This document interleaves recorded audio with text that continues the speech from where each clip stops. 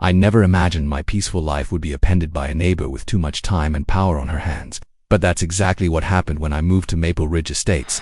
I had only been living there for 6 months when the complaints started. It began subtly passive-aggressive notes about my lawn height, dog barking, or trash bins being half an inch out of place. At first I thought it was just part of HOA life, something I could ignore or work through. But then came Vanessa Bradley. She was the HOA president, a woman in her early 50s with sharp eyes, an icy smile, and a controlling nature that could chill water. Vanessa ran the neighborhood like a dictator, and the rest of the board members followed her lead with sheepish obedience. It wasn't just about rules, it was about power.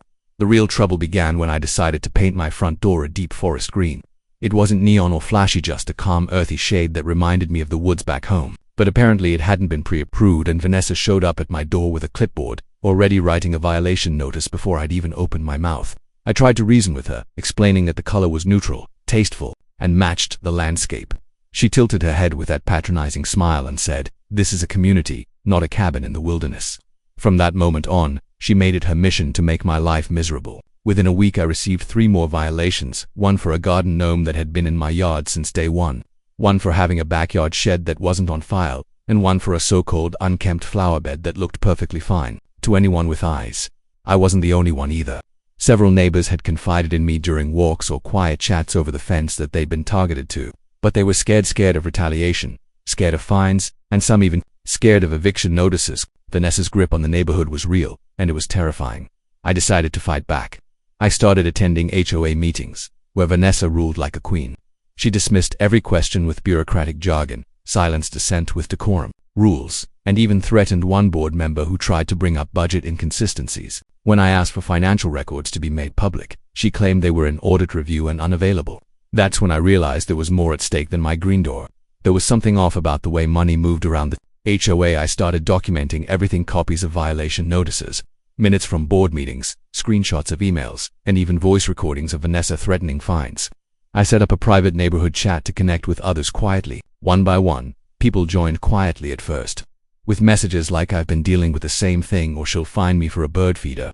Soon, our little group had almost 30 members, all with their own horror stories. The final straw came when Vanessa sent a contractor to my house without my consent. I came home from work one afternoon to find a crew ripping up my front walkway. They claimed it violated HOA standards and had orders to install a brick path instead. I was livid. I told them to stop immediately, but they refused, saying the HOA had authorized the work and I'd be billed for the full cost. I called the police. When they arrived, Vanessa showed up with a printed form that looked like an approval notice, complete with forged signatures from other board members. But she hadn't counted on one of them being there. David, a soft-spoken man in his 60s who handled community landscaping, was already on my property checking on a shared garden project. When he saw the notice, his face went pale. "I never signed this," he said quietly, and then looked at me. "This is fraud." That moment changed everything. David agreed to speak out, and with his help I had the first solid crack in Vanessa's armor. I filed a formal complaint with the City Housing Authority and provided copies of the forged document. Meanwhile, the contractor admitted that Vanessa had paid them under the table using HOA funds. He showed me the emails. It was enough to open a full investigation. The next few weeks were tense. Vanessa went into damage control mode, accusing me of slander, sending out HOA newsletters claiming I was endangering community unity, and even threatening legal action against me for harassment. But I wasn't alone anymore. More neighbors stepped forward with their own documents, and one even revealed that Vanessa had fined a widow $500 for a porch wind chime. Violation that didn't exist in any bylaws. The city finally stepped in. Investigators combed through HOA financials and discovered massive misuse of funds, thousands of dollars unaccounted for, shady contractor payments, and unapproved purchases labeled landscape emergencies. Vanessa was arrested for embezzlement and forgery. The entire board was dissolved, and a new one was elected by the community. This time, it was made up of people who actually lived here, cared about the neighborhood, and believed in fairness. I kept my green door. My walkway was repaired properly and with my permission, and the shed was declared fully compliant. But more importantly, the fear that had hung over our community like a storm cloud was gone. Kids played in their yards, without their parents being scared of violations. Neighbors talked openly again, and that widow got her $500 refunded with interest. I learned that standing up for yourself, even when it feels like the odds are stacked against you, can lead to real change. And sometimes, all it takes is one person saying enough to inspire a whole neighborhood to reclaim their peace. After Vanessa's arrest, things calmed down for a while. The The community was still cautious, still shaken by how one person had managed to weaponize an entire HOA, but people were beginning to trust again, to speak freely and check in on one another. I thought the worst was behind us. For a few weeks it even felt that way. Kids played on the sidewalks, people waved at each other again during morning walks, and the new HOA board held an open barbecue to reconnect with residents. That's where I met Claire Holloway. She was new to the neighborhood, having just moved into a big two-story house near the entrance. Friendly, well-dressed, and always carrying a cheerful smile, Claire seemed like a breath of fresh air compared to the chaos we had just escaped. She introduced herself warmly and made a point to chat with everyone. But there was something overly polished about her, something I couldn't quite put my finger on. She said she worked remotely as a consultant for community planning and had moved here to enjoy a quiet life with character. The phrase stuck with me. I tried not to be suspicious, but it wasn't long before I noticed Claire taking long walks through the neighborhood, not for exercise, but to observe.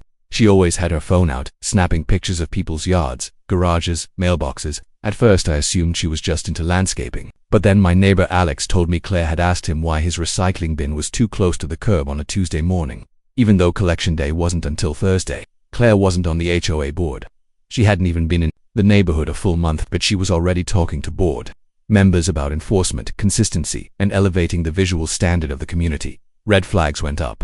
A few days later, a flyer appeared in everyone's mailbox, tastefully printed with a clean logo and a smiling picture of Claire at the bottom. It read, "Introducing Claire Holloway, Community Liaison for Future Harmony."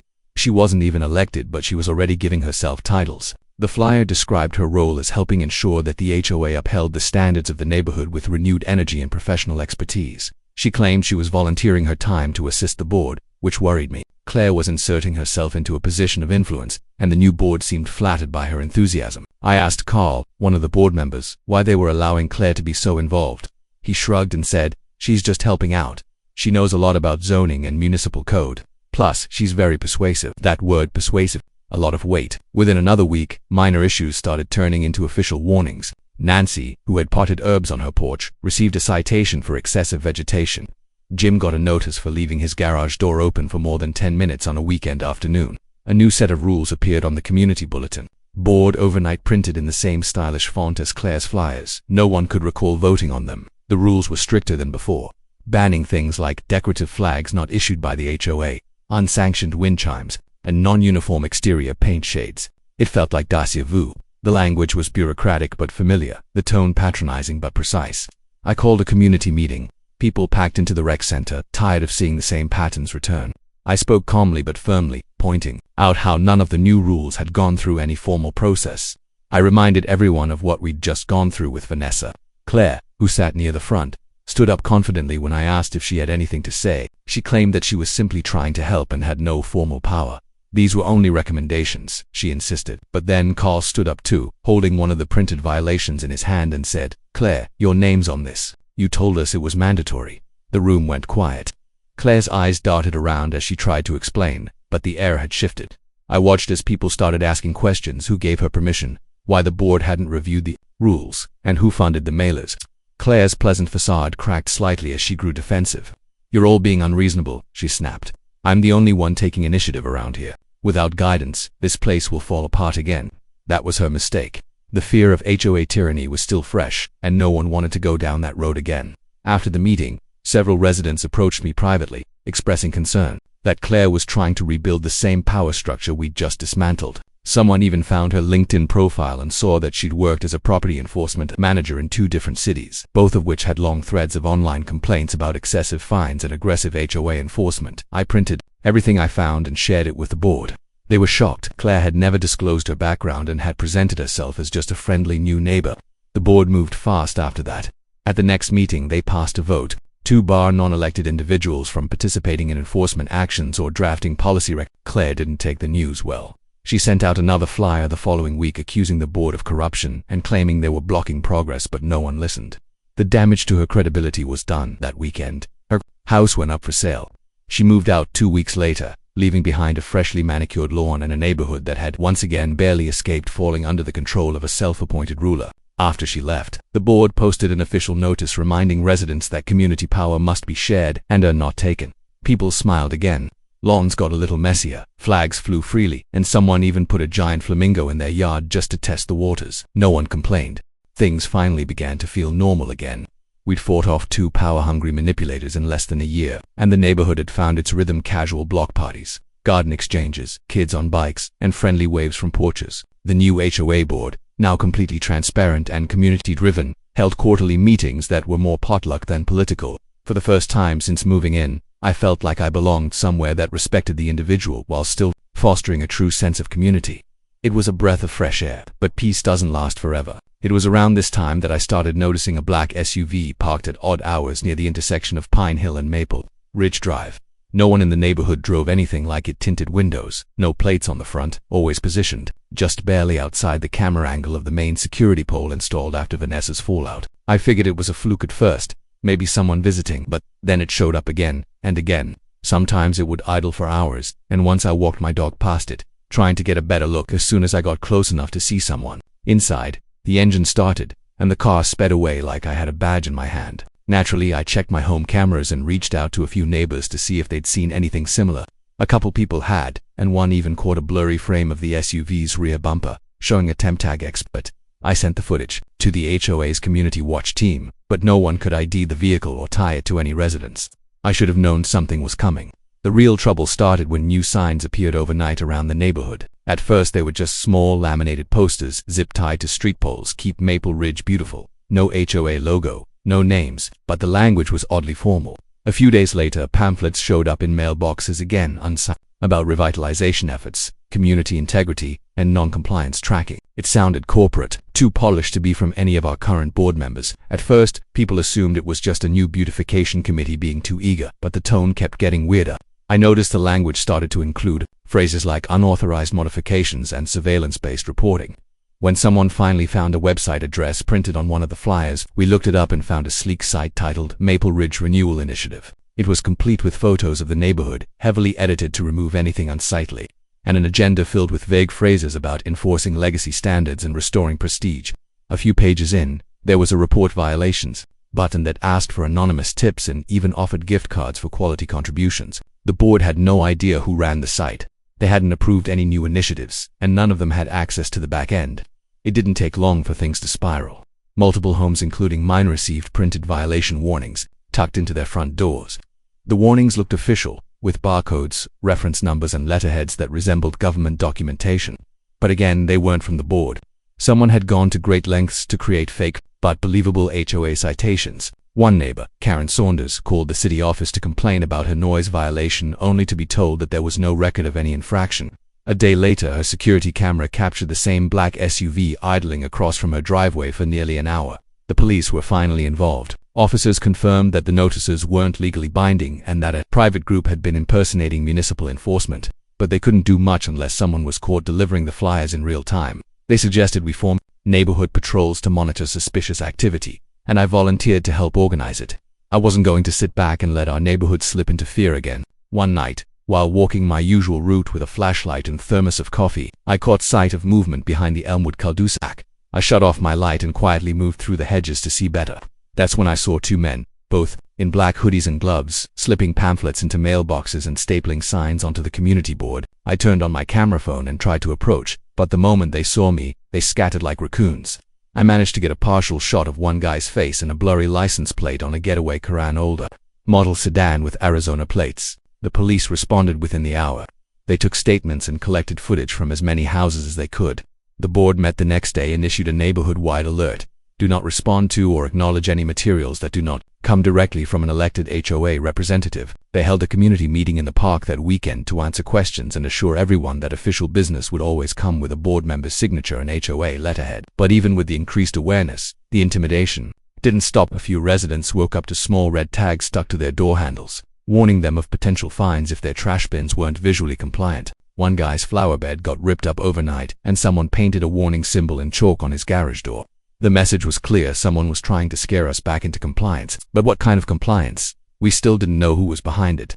That's when we caught our first real break. Rachel, one of our board members, managed to trace the website registration of the Maple Ridge Renewal Initiative site to a P.O. box located in Tempe. The same box had been used in prior years for a now-defunct management consulting firm. That firm had been run by none other than Vanessa Bradley's cousin Mark Bentley. A little digging revealed that Mark had a history of working with HOAs as a compliance consultant. Though most neighborhoods had dropped him due to his aggressive, under-the-table tactics. It made sense. Vanessa was gone, but her network wasn't. Mark had likely been watching from the sidelines, waiting for the perfect moment to stir up unrest and slide his own brand of order into place. We brought the findings to the police, and they opened an official investigation. The board worked with the city to file an injunction against the Renewal Initiative and any affiliated entities. Mailbox tampering was a federal offense, and with the footage, website links, and connection to Mark, we had more than enough to force action. I didn't rest easy yet though, not until we knew exactly how deep this effort had gone. And judging by what came next, we'd only scratched the surface of what Mark had planned. The next week brought a whole new level of fear. Mark Bentley hadn't just been meddling through flyers and websites. He was orchestrating a calculated psychological operation to break the neighborhood's spirit. A new set of letters arrived, more official looking than ever, this time bearing forged city insignias and threats of legal action for non-compliance with reinstated community standards. They mentioned property liens, municipal code violations, and promised fines exceeding $10,000 if alleged issues weren't addressed. Elderly residents panicked, calling city offices and law firms, desperate for clarity. One woman down the street, Mrs. Donna, burst into tears on her porch as she read what she thought was an eviction notice for having a non-regulation porch railing. Meanwhile, the black SUV reappeared this time with 2 different people inside. They didn't get out, just sat their lights off, occasionally lifting phones as if recording footage of houses. When my neighbor Jeremy walked outside to confront them, the SUV sped off so fast it nearly sideswiped his mailbox. We had to do something. The board met again, this time not in the rec center but in my backyard, with flashlights and notepads like we were planning a secret mission. We decided to launch a public education campaign, one that would overwhelm Mark's scare tactics with truth. Over the next 3 days, we printed and hand-delivered real information, breakdowns of actual HOA authority, verified signatures, contact numbers for city officials, and an official declaration from the mayor's office that no community codes had changed. Meanwhile, Rachel worked with a cybersecurity consultant to dig further into Mark's digital footprint. They found he'd been operating multiple shell companies with names like Neighborhood Integrity Corps and Urban Values Alliance, all of which had eerie messaging about order through clarity and reclaiming suburban character. It wasn't just our neighborhood he was targeting. He'd tried the same playbook in at least 4 others, and those who didn't resist ended up with extreme HOA overhauls, board replacements, and fines used to pay consulting fees. In short, he was running a scam dressed up as civic virtue. One night, Rachel and I stayed up late combing through his recent social media activity. That's when we found the post that changed everything. A selfie of Mark taken in a dark SUV, definitely the same one from the neighborhood, with the caption, "The field is ripe, just a few more nudges." The timestamp matched the night Jeremy confronted the vehicle. We sent the image and metadata straight to the police. They took it seriously this time. The next day, 2 unmarked cruisers began patrolling the neighborhood at night. Still, the fear hadn't gone. Mark's lies had taken root in the anxious minds of many residents. People were terrified of being targeted, especially the more vulnerable elderly homeowners. It was a tactic of slow erosion, wear down the population with threats, let panic do the rest. Then came the final straw. Someone broke into the Records office late one Friday night. Nothing was stolen, but all the documents had been rearranged to make it look like the current board had failed to file proper notices or hold legal elections. Folders were placed in incorrect drawers, labels switched, and fake documents inserted to cast doubt on everything the board had done since Vanessa's removal. Fortunately, Rachel had digital backups of everything, and she spent the entire weekend restoring the system and verifying chain of custody. But this was now full-scale sabotage. I'd never seen her so furious. "He wants chaos," she said flatly, tapping on her keyboard, "because people under stress are easy to control." That's when we decided we needed to bring the community together again, physically, in the open, without fear. We planned a massive outdoor event, Maple Ridge Day of Unity. We advertised it as a block party but built in moments of real strategy, open Q&A with city officials, a table for residents to report any suspicious flyers or activity, and live music and food trucks to make people feel safe again. The turnout was bigger than we expected. Nearly every household showed up, bringing lawn chairs and snacks, while local news crews arrived to cover what had clearly become a neighborhood taking a stand. City representatives stood at a podium and reaffirmed that the forged citations had no legal standing. They showed slides on a giant inflatable screen debunking Mark Bentley's fake entities. The police confirmed ongoing investigations. But the real moment came when Rachel unveiled the online tip line created by the cybersecurity firm. Residents could now report flyers, photos, vehicle sightings, and even submit old notices anonymously. Within an hour, the tip line received over 80 submissions, people who had been too afraid to speak up until now. Photos of the SUV, images of unknown men stapling signs at night, even receipts showing payments made to Mark's fake consulting group for compliance assessments. The community's silence broke like a dam, and we were flooded with information. But we still didn't know where Mark was operating from. He was smart, never using his real name, hiding behind proxies and using burner phones. Until that night, when Jeremy recognized a voice on a tipline submission audio file. It was from a Ring doorbell camera across town, one that had picked up a man in a hoodie, muttering to himself while taping a notice to a lamppost. Jeremy swore it was Mark's voice. We isolated the clip and sent it to a friend of his who worked in audio analysis. The match came back nearly perfect. It was enough for police to get a warrant. 3 days later, they raided a rented workspace in Tempe that Mark had been using as his control center. Inside, they found stacks of forged HOA letters, rolls of those red warning tags, a half-dozen laptops, burner phones, and whiteboards filled with neighborhood maps and intimidation strategies. He had full tracking charts on residents, including notes like elderly, lives alone, compliant, resists citations, needs pressure, and likely ally. It was like reading a war room plan for psychological warfare. Mark Bentley was arrested on multiple charges: fraud, impersonating public officials, mail tampering, and criminal conspiracy. But it wasn't just the police that held him accountable. The community did too. People stood outside the courtroom when he was arraigned, holding signs that read "Truth over tyranny" and "Our neighborhood is not for sale." The news ran features on our story, and for a while, we became a national example of how to fight back against HOA corruption. But even after his arrest, the memory lingered. That night, sitting on my porch watching neighbors stroll by again, like nothing had ever happened, I knew we'd made it through the fire. Barely, but together. We'd proven that no matter how cunning the manipulator, the truth always finds its footing. And it starts, always, with a community that refuses to be silent. The dust was finally beginning to settle, but none of us were the same. You could feel it at the next HOA meeting. People leaned in closer, asked more questions, and didn't just accept things at face value anymore. The neighborhood had come out stronger, but it had scars now. Not visible ones, but the kind you carry when you realize just how easily the life you've built can be shaken by someone who knows how to push the right buttons. The newly reformed board had launched a full transparency portal where every meeting was live-streamed and documented. Residents had access to all records, every budget line, every decision. It wasn't just about power anymore, it was about rebuilding trust. Rachel, now the HOA president, handled her new role with humility and clarity. She didn't chase control like Vanessa or hide behind legal threats like Mark. She wanted connection. You could see it in the way she answered questions at meetings, or walked door to door checking on elderly neighbors during the heat wave that hit a month after everything ended. As for me, I'd gone back to my normal life, or as normal as it could be after all we'd been through. The black SUV never showed up again. The pamphlets stopped. The fake citations disappeared, but I'd left the extra motion lights installed around my yard. Not out of fear, but because some things are worth guarding with vigilance, even in peace.